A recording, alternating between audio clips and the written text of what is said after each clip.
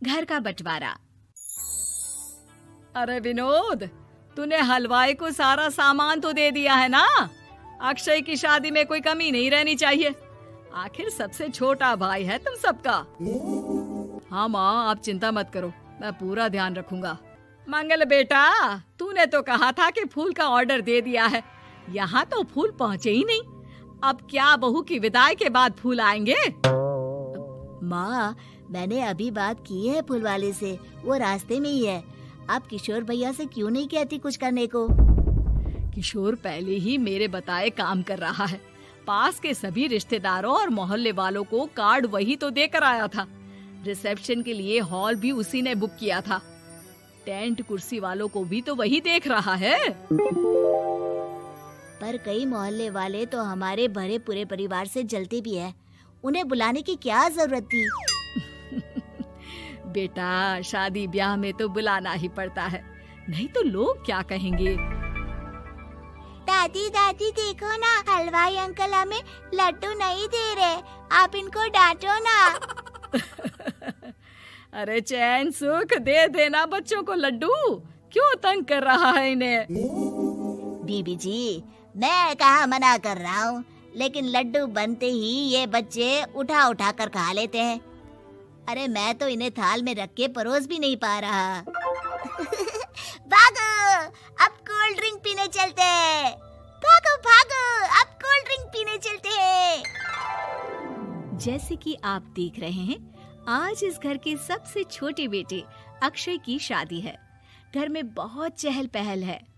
कुलभूषण की बीवी कमला को फुर्सत ही नहीं है कामों से, लेकिन कुलभूषण और घर के बाकी लोग कहाँ हैं? आइए देखते हैं। अजी, आप यहाँ आराम से बैठकर गाने सुन रहे हो और घर में अभी तक इतने काम बचे हैं करने को। अरे भाई, मेरे सबसे छोटे बेटे की शादी है, इसके बाद तो मैं अब चिंता मुक्त हो ही जाऊंगा। और फिर घर में तुम हो, बेटे बहुएं हैं, तुम लोगों के होते हुए मैं क्यों काम करूं? मैं तो शान से बेटे की शादी में जाऊंगा तैयार होकर। अरे ठीक है, अब आप आराम ही कीजिए। एक बार अभिषेक की बीवी आ जाए, फिर मैं भी आराम करूंगी और मेरी चारों बहुएं पूरे घर की जिम्मेदारियां संभाल लेगी। इतना कहकर कमला वापस अपने काम में लग जाती है। बेटा भी, तू अब तक तैयार नहीं हुआ? किससे बात कर रहा है फोन पर? तैयार कैसे हूँ? सैलून जाने से तो आपने मना किया है, क्योंकि मुझे हल्दी लग चुकी है। भाभीओ को देखो, सुबह से पार्लर में है। अक्षय की शादी हो जाती है और नंदिता बहू बनकर घर आ जाती है, लेकिन इस घर की खुशियों को मानो किसी की नजर लग गई थी। नंदिता के आने के बाद आए दिन घर की शांति भंग होती रहती। अपने माँ बाप की इकलौती बेटी को इतने बड़े परिवार की जिम्मेदारियां कहाँ संभालनी थी? अभी देखो ना, मेरे हाथों की मेहंदी भी अभी नहीं उतरी है और तुम्हारी मम्मी ने मुझे घर के कामों में लगा दिया। मैंने सोचा था कि घर की सबसे छोटी बहू होने के कारण मुझे सब पलकों पर बिठा के रखेंगे, पर यहाँ तो पलक झपकने की भी फुर्सत नहीं मिलती। देखो नंदू, शादी के पहले ही मेरे घर वालों ने तुम्हें और तुम्हारे पेरेंट्स को बता दिया था कि मैं जॉइंट फैमिली में रहता हूँ, तो फिर अब ये शिकायत क्यों? और फिर तुमसे पहले मेरी भाभी भी तो आई थी शादी करके, उन्होंने तो कभी कुछ नहीं कहा। नंदिता तब तो चुप हो जाती है, लेकिन ऐसा बहुत दिनों तक नहीं चलता। अरे नंदिता, माँ बाबूजी की दवाई का टाइम हो गया है, उन्हें दवाई दी आओ और उसके बाद सबके लिए नाश्ता बना देना। पर भाभी, मैं तो अभी अपना फेवरेट सीरियल देख रही हूँ। प्लीज मेरी जगह आप कर लो ना ये काम। ठीक है, मैं तेरी जगह माँ बाबूजी को दवाई दे आती हूँ और नाश्ता बना लेती हूँ। तू मेरी जगह पूरे घर की डस्टिंग करके 5 बच्चों को स्कूल के लिए तैयार करके भेज देना और दोपहर का खाना बनाने के बाद कपड़े धोकर सुखा देना। उसके बाद हम दोनों मिलकर बाजार जाकर सब्जी ले आएंगे, फिर डिनर की तैयारी कर लेंगे और उसके बाद बस भाभी, मैं माँ बाबूजी को दवाई देकर सबके लिए नाश्ता बना देती हूँ। हे भगवान, ये कहाँ लाकर फंसा दिया मुझे। मेरे घर में तो गिनती की 8 रोटियां और 2 सब्जी बनती थी और नाश्ता निपट जाता था, यहाँ तो रोटियों का ढेर और सब्जियाँ बड़े बड़े पतीलों में बनानी पड़ती है। नाश्ता बनते बनते लंच का टाइम हो जाता है और लंच बनते बनते डिनर का। अभी मुझ में तुम्हारे पूरे परिवार का नखरा उठाने की और ताकत नहीं बची। मैं ऐसे नहीं रह सकती। अरे तो क्या चाहती हो तुम? मुझे अलग रहना है बस। तो ठीक है, हम कल ही शिफ्ट हो जाएंगे किराए के घर में। इतना बड़ा घर होते हुए हम किराए पे क्यों रहेंगे? ना जी ना, घर में ही दीवार खड़ी करो अपने हिस्से के आगे। घर के साथ साथ घर की खुशियों में भी दीवार खींच जाती है। ऐसे ही कई महीने बीत जाते हैं और नंदिता माँ बन जाती है।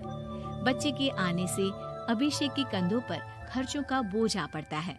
अभिषेक का बोझ कम करने के लिए नंदिता भी पार्ट टाइम जॉब कर लेती है, लेकिन इससे उसके सर पर नौकरी, घर और बच्चे की जिम्मेदारी बढ़ जाती है। नंदिता, ये क्या है? तुमने घर भी ठीक से साफ नहीं किया, ना ही मेरे कपड़े धुले हैं। चिंटू के बाल भी कटवाने जाना था, देखो उसके बाल कितने बढ़ गए हैं। अरे करती क्या हो पूरा दिन तुम? मैं करती क्या हूँ? तुम्हारा नाश्ता और लंच बनाने के बाद चिंटू को डे केयर सेंटर पर छोड़ कर आती हूँ, फिर खुद ऑफिस जाती हूँ। पूरा दिन काम करके आने के बाद बिना आराम किए बाजार से सब्जियाँ लेकर आती हूँ, घर आकर खाना बनाती हूँ, चिंटू को देखती हूँ और क्या करूँ मैं? तो किसने कहा था अपने सर पर इतने काम लेने को? मत जाओ ऑफिस। ऑफिस जाए बिना घर के खर्चे कहाँ से पूरे होंगे? चिंटू की डे केयर का खर्च, उसके लिए बेबी फूड का खर्च, प्रेस वाले का खर्च, ये सब तुम्हारी सैलरी से होता नहीं है। अगर परिवार से अलग नहीं होती तो इतनी मुसीबतें नहीं उठानी पड़ती तुम्हें परिवार के साथ मिलकर काम करने में दिक्कत थी, लेकिन काम तो अब भी बहुत है तुम्हारे सर पर। चिंटू को भी डे केयर भेजने की जरूरत नहीं पड़ती। उसको गोद में खिलाने के लिए दादा दादी और घर के सभी बड़े होते।